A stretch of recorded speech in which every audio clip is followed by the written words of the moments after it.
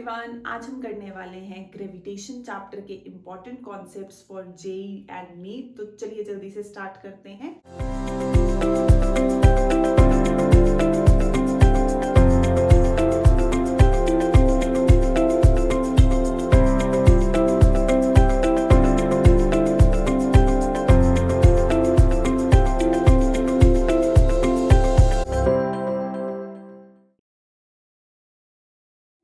सबसे पहले Newton's law of gravitation.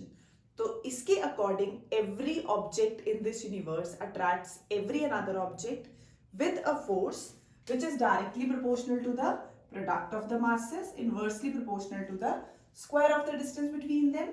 तो फॉर्मूला बन जाता है gm1 into r square r cap। जो फोर्स 1 लगा रहा है 2 पे, force on 2 due to 1 and force on 1 due to 2, ये बनाते हैं एक्शन रिएक्शन पेयर्स। तो नेट फोर्स कितनी हो जाएगी हमारे पास? 0 हो जाएगी। नेक्स्ट इसके बाद हमारे पास इस पे बेस्ड मैक्सिमम फोर्स के क्वेश्चंस बहुत ज्यादा आते हैं। मैक्सिमम फोर्स मींस या मैक्सिमा या मिनिमा का कोई भी कॉन्सेप्ट आता है तो जैसे हम करते हैं इलेक्ट्रोस्टैटिक्स में, सेम हमारे पास ग्रेविटेशन में आता है। Rate of change of force with respect to mass कितना होगा? 0। हमें निकालना है, डिफरेंशिएट करना है फोर्स को। मान लो एक बड़ी बॉडी है ऑफ मास m, उसको हमने स्प्लिट किया 2 मासेस में, तो ये m हो गया, ये m माइनस m हो गया। तो फोर्स dF बाई dm निकालेंगे, 0 करेंगे, यहां से हमारे पास m की कुछ ना कुछ वैल्यू आ जाएगी in terms of capital M। Next, circular path का अगर कोई क्वेश्चन आता है तो हमें पता है एक ऑब्जेक्ट के अराउंड दूसरा ऑब्जेक्ट मूव कर रहा है, तो सेंट्रीपिटल फोर्स तो mv² by r balanced by the gravitational force. Circular motion centripetal balanced by the gravitational force. Superposition principle पे बेस्ड क्वेश्चंस, अगर हमारे पास कोई ऑब्जेक्ट्स हैं, मासेस हैं, ट्राइंगल के वर्टिसेस पे प्लेस्ड है, तो नेट फोर्स निकालेंगे। इस पे इसकी वजह से लगेगी अट्रैक्टिव फोर्स, इस पे मान लो C पे निकालनी है A B की वजह से, तो force on C due to A ये डायरेक्शन हो जाएगी, force on C due to B ये डायरेक्शन हो जाएगी। फिर पैरेललोग्राम लॉ लगाएंगे और हमारे पास क्या आ जाएगी? नेट फोर्स आएगी। तो ये सब जो टॉपिक्स है वो इसी यूनिवर्सल लॉ ऑफ ग्रेविटेशन के साथ लिंक्ड है। नेक्स्ट हमारे पास अगर कोई पॉइंट मास है, हमने रॉड कंसिडर की है, तो हमारे पास हमें कैलकुलेट करनी है फोर्स। तो फोर्स कैसे कैलकुलेट करेंगे? पहले हम निकालेंगे टोटल फोर्स, वो होती है gmm बाय r² या x²। अब यहाँ पे हम स्मॉल पार्टिकल कंसिडर करते हैं, इसका स्मॉल मास कंसिडर किया dm। तो ऐसे क्वेश्चंस में हमें लगाना पड़ता है मास पर यूनिट लेंथ। मास पर यूनिट लेंथ फैक्टर बड़े के लिए, स्मॉल के लिए, वहां से हम स्मॉल मास निकालते हैं in terms of m and x dx। तो जब हम ये dm की वैल्यू पुट करते हैं, इंटीग्रेट करेंगे उसको। इंटीग्रेट कहां से करेंगे? ये डिस्टेंस है हमारे पास r, और ये वाला कितना हो जाएगा? r plus l। ये r है, ये पूरा कितना हो गया? r plus l। तो इंटीग्रेट करना है r से r प्लस l के लिए। सिमिलरली अगर हम यहाँ पे एक स्फीयर कंसिडर कर रहे हैं जिसका मास m है, सेम हमने रॉड ली है, तो यहाँ पे हम इसका स्मॉल मास कंसिडर करेंगे dm, फिर से लगाएंगे मास पर यूनिट लेंथ, ऐसे ही लगाएंगे, और dm कितना आ जाएगा? m by l into dx। फिर से जनरल फोर्स का फॉर्मूला तो होता है gmm बाय r², यहाँ पे हमारे पास होगा gm dm। तो हम ये dm को एलिमिनेट करेंगे, ये dm हमारे पास आ जाएगा, और x² की टर्म्स में। तो जब हम वैल्यूज पुट करते हैं dm की, इंटीग्रेट करते हैं कहां से? ये डिस्टेंस है r, और ये पूरा कितना हो गया? r plus l। तो r से r प्लस l के लिए तो हमारे पास फोर्स आ जाएगी। पहला था मैक्सिमम मिनिमा, डिफरेंशिएट करो, 0 करो, m की value in terms of capital M आएगी। सर्कुलर पाथ हमेशा centripetal force balanced by the gravitational force. Superposition principal, किसी एक पे निकालनी है दूसरे की वजह से या तीसरे की वजह से, तो हम क्या लगाएंगे? Vector sum of all the individual forces. यहाँ पे हमने एक पॉइंट मास कंसिडर किया है, एक रॉड है, हमें फोर्स कैलकुलेट करनी है, एक्सपीरियंस। तो फोर्स कैसे आएगी? gm1 m2 बाय x² या r²। हम सबसे पहले मास पर यूनिट लेंथ फैक्टर निकालेंगे, वहां से हमेशा क्या आएगा? dm स्मॉल मास, क्योंकि हमने इस रॉड का स्मॉल मास कंसिडर किया है dm। कितने डिस्टेंस पे है, x डिस्टेंस पे है, उसका जो लेंथ ली हमने वो ली dx, तो मास पर यूनिट लेंथ, मास पर यूनिट लेंथ। फोर्स निकालने के लिए ये लगाएंगे, उसमें dm की वैल्यू पुट करेंगे, दोनों कॉन्सेप्ट्स के लिए सेम चलेगा। dm की वैल्यू पुट करो, इंटीग्रेट करो, लिमिट कहाँ से कहाँ, ये डिस्टेंस r है, ये है r प्लस एल, r से r प्लस एल, ये डिस्टेंस r है, ये r प्लस एल, तो r से r प्लस एल के लिए उसको क्या कर दो, इंटीग्रेट कर दो। नेक्स्ट इसके बाद हमारे पास आएगी ग्रेविटेशनल फील्ड इंटेंसिटी। तो ये हमारे पास जैसे किया था electric field intensity, force per unit test charge, force per unit यहाँ पे मास आ जाएगा हमारे पास, तो स्मॉल मास m। तो जब हम कैलकुलेट करते हैं नेगेटिव साइन शो करता है, कैसी फोर्स होती है यहाँ पे हमारे पास, attractive force, attractive in nature. तो ग्रेविटेशनल फील्ड इंटेंसिटी नेगेटिव आती है क्योंकि अट्रैक्टिव है। ये हमारे पास वेक्टर क्वांटिटी है -gm/r² और साथ में हम ले लेते हैं r कैप। नेक्स्ट इलेक्ट्रिक फील्ड इंटेंसिटी निकालनी है due to a circular ring at a point on its axis. तो उसके लिए हमने रिंग कंसिडर की जिसका रेडियस है कैपिटल R, उसके सामने लिया है एक पॉइंट P, कितने डिस्टेंस पे है, स्मॉल r पे है। अब निकालनी है E, तो हमारे पास कितनी आती है, सेम जैसे हमारे पास चार्जेस में आती थी, तो gm/r² plus r² whole power 3/2। अब इसके लिए हमारे पास ग्राफ सेम है जैसे चार्जेस में होता था, इलेक्ट्रिक फील्ड के लिए निकालते हैं, यहाँ पे ग्रेविटेशनल फील्ड इंटेंसिटी के लिए सेम वेरिएशन आ जाएगी, r/√2 पे मैक्सिमम, r/√2 पे मैक्सिमम ऑपोजिट डायरेक्शन में। नेक्स्ट इसी में अगर हम केसेस अप्लाई करते हैं, अगर ये जो स्मॉल r डिस्टेंस है that is much greater than the capital R, ये डिस्टेंस बहुत ज्यादा हो गया, अब ये कैसे एक हमारे पास एक्ट करेगी, पॉइंट मास की तरह, दूर हो गया काफी डिस्टेंस, तो उसके लिए -gm/r², again negative sign, attractive in nature.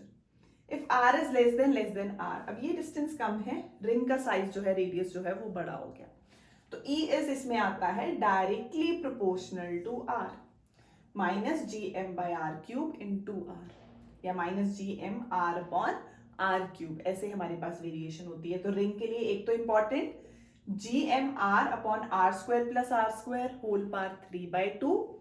अगर ये डिस्टेंस बहुत बड़ा है तो नॉर्मल जो हमारे पास हमने फॉर्मूला किया ग्रेविटेशनल फील्ड इंटेंसिटी का वही आएगा, अगर हम r distance, small r distance बड़ा कर देते हैं। अगर हम रेडियस बड़ा ले लेते हैं तो directly proportional to r, means -gm/r/r³। उसके बाद आती है gravitational field intensity due to a uniform disc at a point on its axis. अब डिस्क कंसिडर की है, फिर से r डिस्टेंस, स्मॉल r, बेचारा पॉइंट P जहां पे कैलकुलेट करनी है ग्रेविटेशनल फील्ड इंटेंसिटी। तो कैसे कैलकुलेट करते हैं, उसके बाद जो हमारे पास आंसर आता है वो आ जाएगा 2gm/r², 1 - cos theta, 2gm/r², 1 - cos theta. ये है हमारे पास gravitational field intensity due to a uniform disc. ये किसकी वजह से थी, रिंग की वजह से थी। इसके बाद हमारे पास आता है gravitational field due to a uniform solid sphere. तो सेम करते हैं हम जैसे इलेक्ट्रिक फील्ड निकालते थे, inside, on the surface, outside.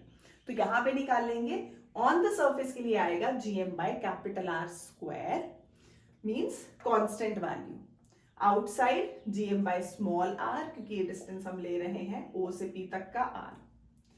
Inside के लिए हमारे पास यहाँ पे gm/r³, सेम वैल्यू जैसे हम यहाँ पे निकालते हैं gm/r³, कब, when small r is less then capital R, radius बहुत बड़ा है। तो यहाँ पे भी सेम आ जाएगा gm/r³, मींस अंदर जो electric field, sorry gravitational field intensity है that is directly proportional to r। Outside हमारे पास कितनी आई, gm/r², small r, on the surface gm/R, constant है रेडियस, तो gm/r²। अब अगर हम इनसाइड लेते हैं तो सेम gm/r³। नेक्स्ट ग्राफ इसका कैसे प्लॉट करते हैं, तो when small r is less than r, inside directly proportional, outside inversely का स्क्वायर, और सरफेस पे तो कैसी है, कांस्टेंट है। सेम फिर हम करते हैं शेल के लिए इलेक्ट्रिक फील्ड इंटेंसिटी, तो यहां हो जाएगी ग्रेविटेशनल फील्ड इंटेंसिटी। तो शेल में हमारे पास एक चीज होती है, सिर्फ अंदर जो है वो 0 हो जाएगी वैल्यू। सरफेस पे तो सेम कांस्टेंट के क्यू बाय, हमारे पास वहां होता था, यहां हो जाएगा GM बाय आर स्क्वायर। और यहाँ पे आउटसाइड, तो आउटसाइड हमारे पास वही normal value GM by R का स्क्वायर। ये जो हमारे पास ग्रेविटेशनल फील्ड इंटेंसिटी है ये कॉन्टिन्यूस होती है, but this is not differentiable. किसके लिए? सॉलिड स्फीयर के लिए कॉन्टिन्यूस वैल्यू है, नॉट डिफरेंशिएबल। ये ना ही कॉन्टिन्यूस है ना ही डिफरेंशिएबल है, तो डिसकॉन्टिन्यूस एंड नॉट डिफरेंशिएबल। तो यहाँ पे अंदर तो हमारे पास वैल्यू है नहीं, अंदर तो हमारे पास कितनी है? 0 है। सरफेस पे कितनी हो गई? Constant GM by capital R का स्क्वायर, और आउटसाइड हो जाएगी inversely proportional to R square. तो सबसे पहला टॉपिक था न्यूटन्स लॉ ऑफ ग्रेविटेशन। दो मासेस के बीच में फोर्स लगेगी, to every action there is equal and opposite reaction, तो एक्शन रिएक्शन पेयर्स की तरह। इस पे मैक्सिमम फोर्स पे क्वेश्चन, डिफरेंशिएट करो, 0 करो, सर्कुलर पाथ, तो centripetal force balanced by the gravitational force. Superposition, vector sum of all the individual forces.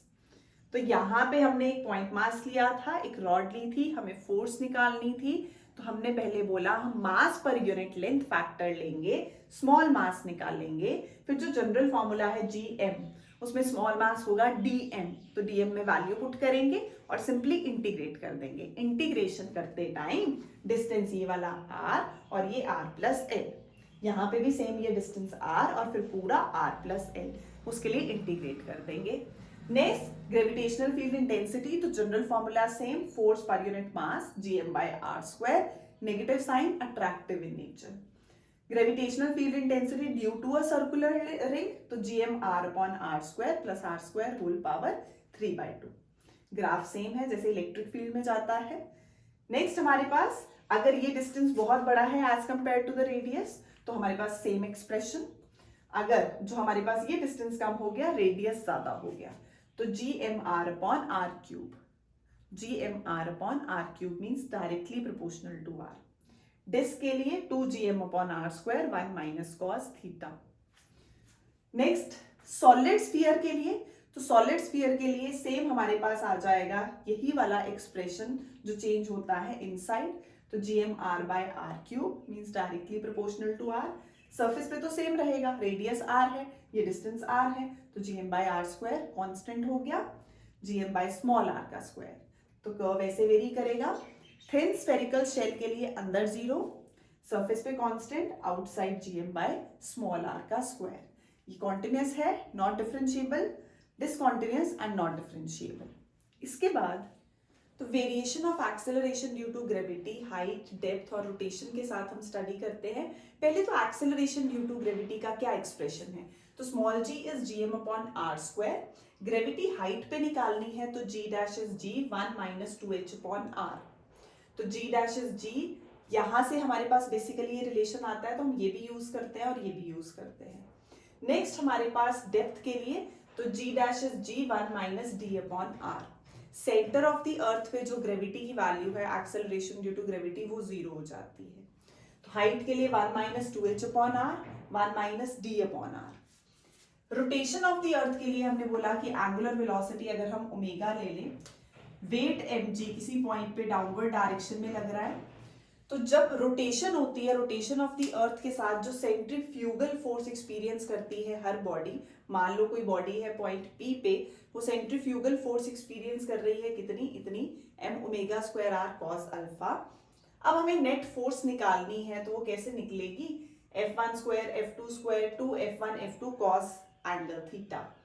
तो mg एक फोर्स, दूसरी आ गई m omega square r cos alpha, तो a square b square plus 2ab cos theta का formula लगाएंगे तो net force आ जाएगी हमारे पास।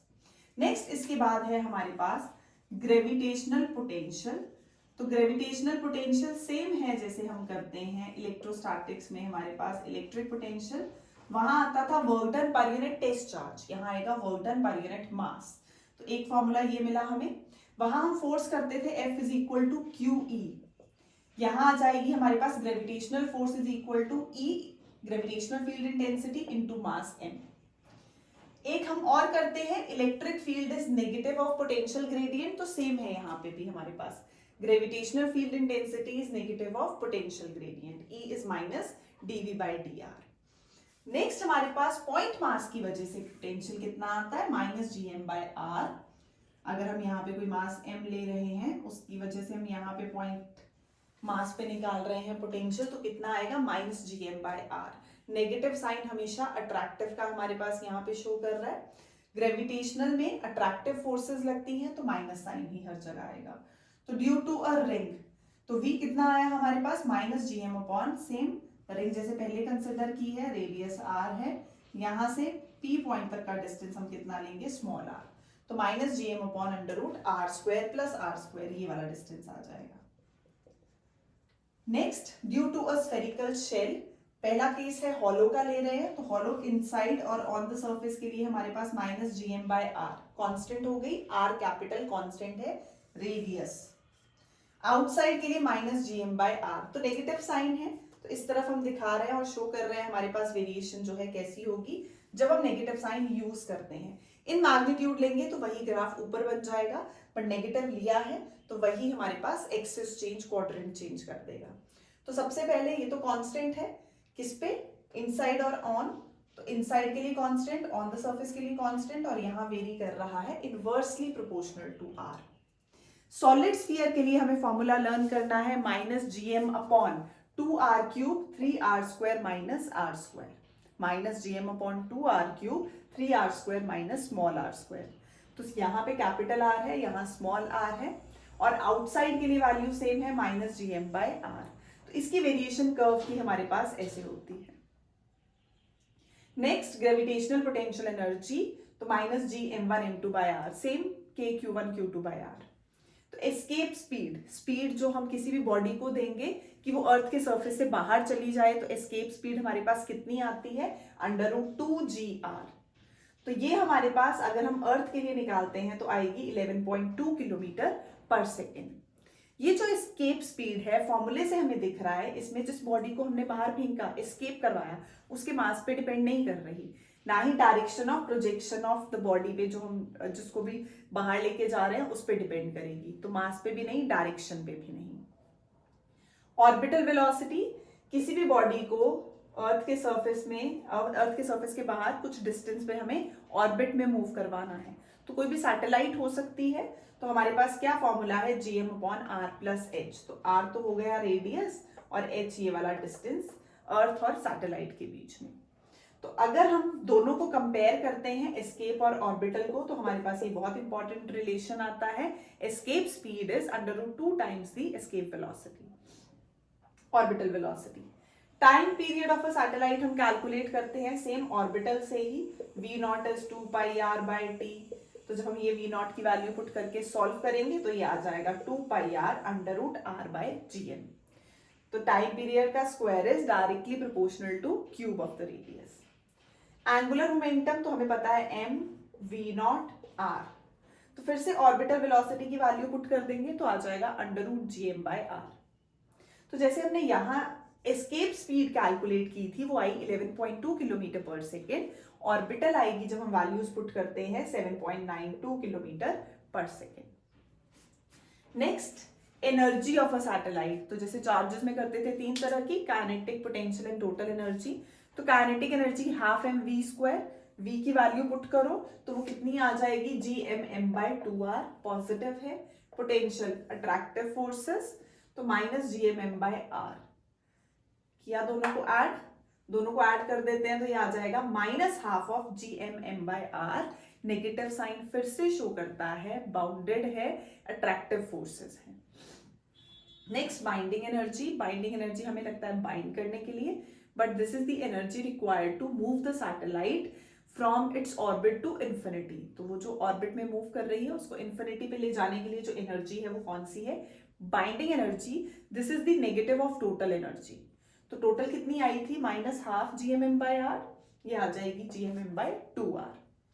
ये इंपॉर्टेंट रिलेशन है काइनेटिक एनर्जी और पोटेंशियल एनर्जी और टोटल एनर्जी के बीच में। तो kinetic energy is negative of total energy, कि काइनेटिक पॉजिटिव है और टोटल जो है वो नेगेटिव है। U हमारे पास twice of the total energy.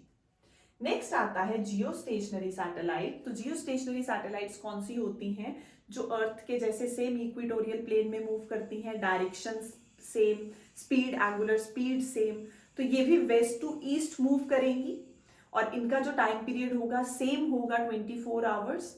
जिस ऑर्बिट में ये मूव करती हैं उनको बोलते हैं पार्किंग ऑर्बिट, और स्पेशली क्योंकि ये सिंक्रोनस सैटेलाइट्स भी इनको बोला जाता है, ऐसे अपीयर करती हैं कि स्टेशनरी हैं। तो जियो स्टेशनरी सैटेलाइट्स, जब हम टाइम पीरियड का ये फॉर्मूला यूज करते हैं इन टर्म्स ऑफ हाइट, और हम वहां से हाइट कैलकुलेट करेंगे तो आ जाएगी 36,000 किलोमीटर और रेडियस 42,000 किलोमीटर। किसके लिए? जियो स्टेशनरी सैटेलाइट्स के लिए। सिंक्रोनस सैटेलाइट बोलते हैं हमारे पास इसको क्योंकि angular speed same, direction west to east, same equatorial plane में, कंसेंट्रिक हैं, और हमारे पास जो टाइम पीरियड है वो सेम 24 आवर्स का होता है। नेक्स्ट आते हैं कैपेलर के 3 लॉज। तो कैपेलर का फर्स्ट लॉ है कि ईच प्लैनेट, यहां सन है हमारे पास, each planet revolves around the sun in an elliptical orbit where sun is at one of the foci of the ellipse. Every planet, each planet revolves around the sun in an elliptical orbit where sun is at one of the foci of the ellipse. और second है aerial velocity constant, means area swept by the planet in particular interval of time वो कैसा रहेगा? constant रहेगा। rate of change of area क्या होगा? constant होगा। Third, square of the time period, जो टाइम पीरियड हम कैलकुलेट कर रहे हैं उसका square is directly proportional to the cube of semi major axis. जो हम यहाँ पे 2 एक्सिस लेंगे, एक होगी मेजर एक्सिस, एक होगी माइनर एक्सिस, तो cube of semi major axis के इक्वल होगा।